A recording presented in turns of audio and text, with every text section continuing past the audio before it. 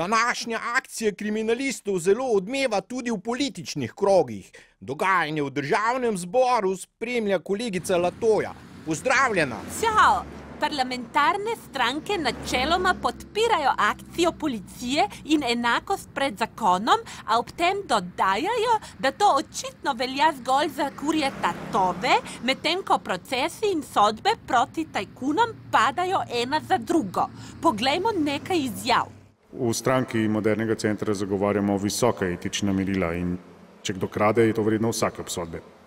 Je pa malo čudno, zakaj ravno pašteta, ne pa recimo kavijar, tatarski biftek ali tartufi.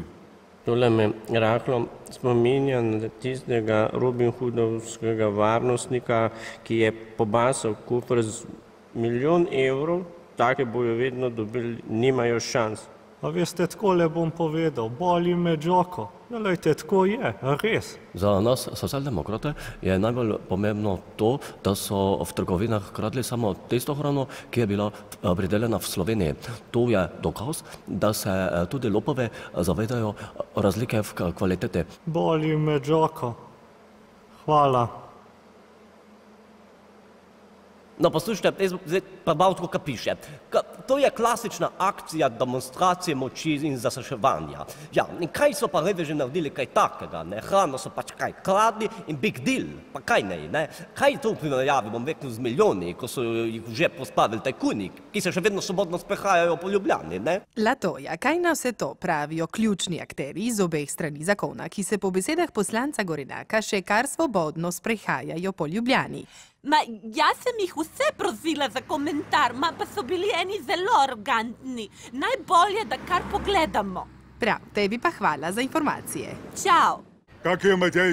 Ne moš reči sam ja Matej. Če vkladajo asfalt pa beton, bi še nekako zmu. No, poslušajte, jaz s reveži, ko kradejo hrano, nimam nič. To je za mene tretja liga.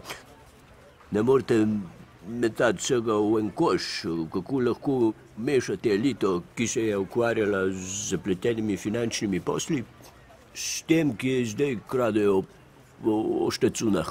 Jaz bi ob tej priliki pozval vse kriminaliste, naj bojo bolj humani, pa naj ne mečejo ljudi po koncu ob 6 zjutraj. Še preden greš prvič scat, te nabijejo na steno, pa nataknejo lisice gor. Ja, sem svoje grehe priznal, pregovor pa prav, da čez 7 let vse pride, no, jaz bom takrat prišel ven, pa se lahko slišva. Hvala.